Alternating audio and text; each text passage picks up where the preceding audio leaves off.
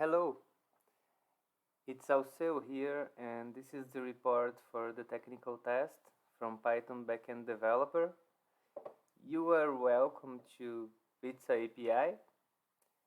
The technical test was about fetching CSV data and process it. Then I would like to start showing you the endpoint to fetch data.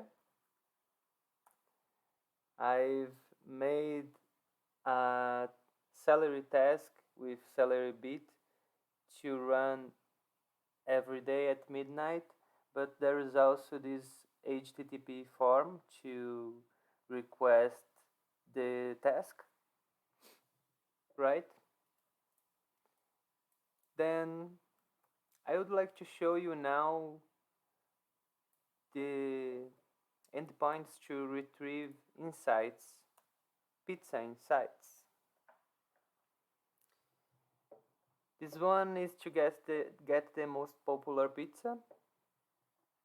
This is the pizza object, which was the more sold in history, and this is the time it was sold.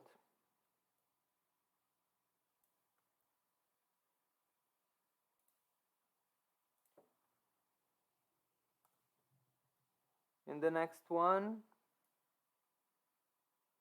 is the most popular day.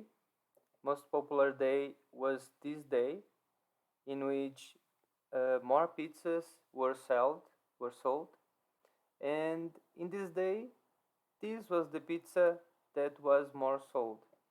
This is the number of times the pizza were sold in this day. Oops. And there is one more endpoint configured. Uh, this is a kind of rank of pizzas. Then here you can see the first one is the same of the other endpoint, and it's sorted. Okay.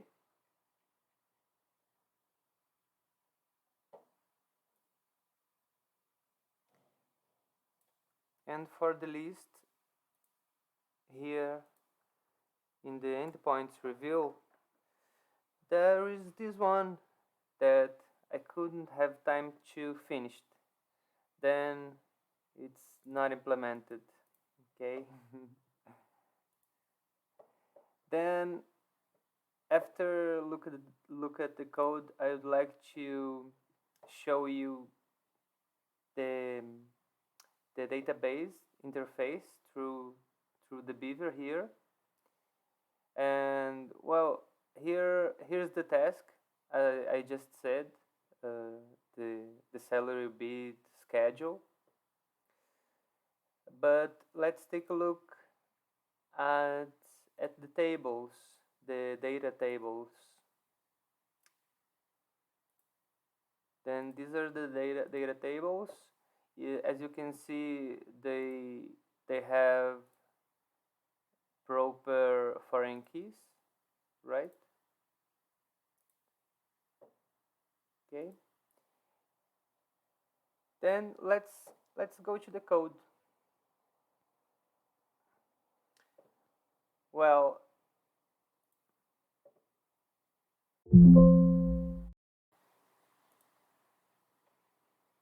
it's kind of bug.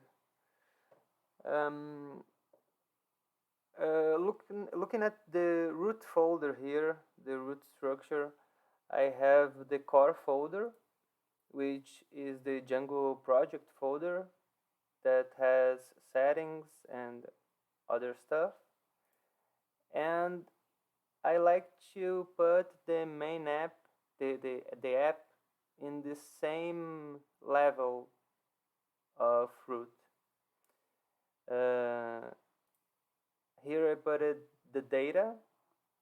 Data is the configured folder from parsed. And okay, let's take a no, there's more other things, right, to say here. These files here, you can see I used poetry to manage the packages, and I also have a preconfig YAML file here, and for sure the Docker files. Um, Here I have a Python container, a Postgres, and the Celery stack. Okay, now yeah, we can look at the main app here. Let's start opening the parsers folder. Here we have each file and function is for a determined table and the determined CSV file, right? But there is also this task here in which these functions are called, and these functions, this function, the task function here have a kind of long doc string explaining how it works, and an important warning that says that the execution sequence matters because of the foreign keys. Otherwise, it will broke. Yeah, let's go back to the parser here. Well, these functions are very similar. They have just uh, just a bit of difference, like this parsing here, you know, and this parsing is one of the reasons why I choose the pandas here to import the CSV data. Then I can immediately make some parsing after storing it into the database. Yeah, probably there are more optimized ways to do that, to import a CSV file, but I thought pandas is very flexible and it would be a good way since I did not have much time. And I also thought about consistency, right? Because since this is kind of a data project, I think it would be nice using pandas throughout the project. And I also tried to improve the algorithm, the fetching algorithm performance using Python deck here, right? And also the chunk size parameter, which I didn't use actually because I left for a further moment because I was hurry, right? Okay, this code are pretty similar here. These other functions. Then uh, let's look here to the statistics generator. There are two main functions here. One of the functions here is most popular pizza, and the other one is most popular pizza day, which are relative to the endpoints I showed before. This one is a bit more complex, right? And they use these helpers functions that compose the relation of compose, and I also could turn this function into the endpoint, the rank endpoint. You know, I took the opportunity to create it.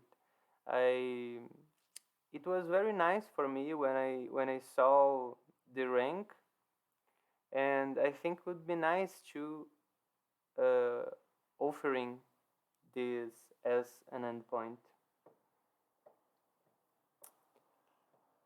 Um, and there is this other function which I I could not implement because because I got run run out of time, but I left the to do here. And okay, that's all for statistics generator. Let's take a look at the views. Here we have the fetch data, which has the delay, right? That makes it async and can respond immediately. And here we have the statistics endpoints. Um,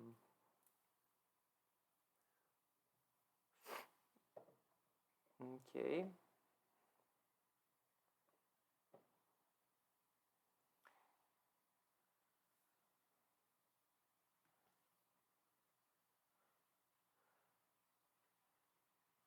This one I couldn't finish uh, the work as I wanted with the quality I wanted. Then I left a to do here, and this one has to be implemented. Has to be implemented. Um, okay, they they have login, they have error treatment, and a curious thing is about this 200 code, you know, because it's inside an error, an exception, right? But is this really an error or just a condition of an API? The API really can't respond nothing if there is no data. And uh, something that motivates me to put this 200 here is a talk I had with high-level programmer developer I had, and he told me that 404 should be only responded when an ID is passed by an URL parameter and the object is not found. This is the only situation he told me. Uh, sure, besides the situation that the URL doesn't exist. And well, I trust him because he's very he's a high level and academic guy. Um, but I confess that it seems very weird to me to respond 200 here. I would like to know what you think about this. Hmm. Well, I think that's it, and we can run the tests here. And I confess that there's a lot to do in tests here. I I couldn't finish the tests. There's there's much to be done, but I left indications in many cases where I couldn't um, develop the code, right? Then, for example, here is the test structure of the parsers. Then we have the the CSV files here, samples, they are mocks, they have just a few lines to create the mocks. And oops, what happened here? Okay, here. CSV samples here. Then each folder, each function, each flow here have your own conf test with your own mocks.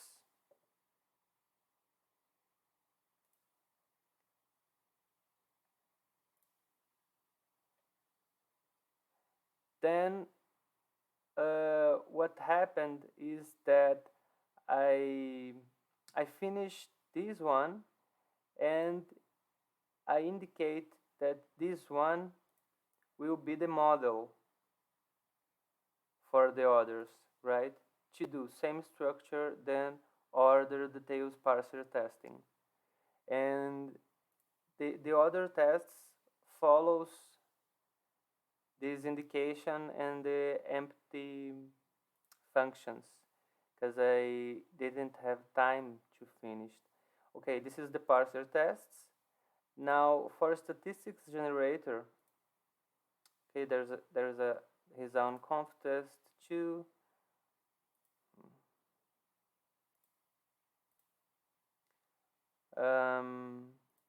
And I could test here a few functions, but I had to just left empty functions as indications of to do testing. Okay. And the tasks here, I could test it a little bit. And the views, conf test, fetch that data I couldn't test, but the statistics, look, I have a successful test, odd case test for one of the views here, right? A success and an odd case, and here the indication should do in the same structure, because the endpoints are very similar to they have the same exception, and it's very similar.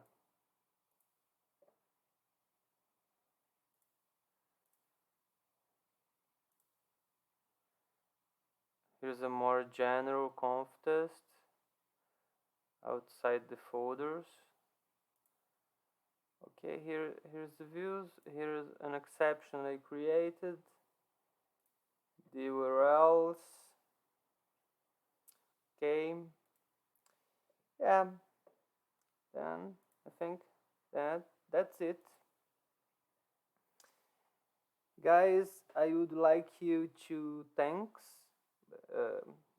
I would like to say thank you, and to I would like to ask apologize for my English. I know it's not the best English. I hope you could understand me, and and have a good time. I had a great time coding this API, and I hope I can still do it. Okay. Thank you, guys.